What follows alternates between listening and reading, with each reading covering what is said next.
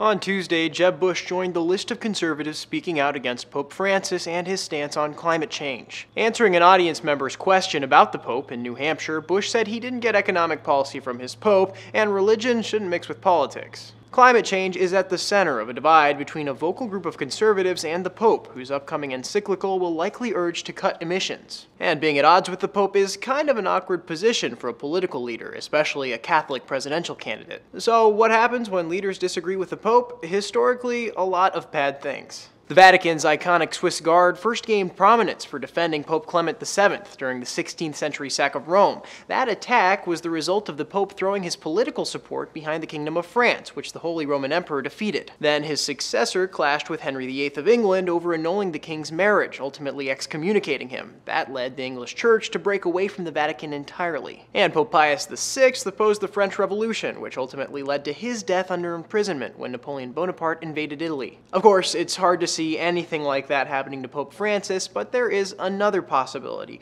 With some observers saying the Pope is alienating an increasing number of conservative Catholics, a schism could occur. As Andrew Brown writes for The Guardian, that's unlikely, but American right-wingers are already outraged by Pope Francis's teaching on poverty and his hostility to capitalism. If they can pose instead as defenders of sexual virtue, this will exacerbate the already bitter splits within the U.S. Catholic Church. Pope Francis has overwhelming support among Catholics internationally, but when it comes to climate change, Catholics in the U.S. are split along party lines. A recent Pew poll found while more than 8 in 10 Catholic Democrats believe the Earth is warming, only half of Catholic Republicans agree, and only a quarter of Catholic Republicans say it's a man-made problem. As such, the U.S. will likely see the sharpest divides when the Pope releases his encyclical on Thursday. For Newsy, I'm Sebastián Martínez.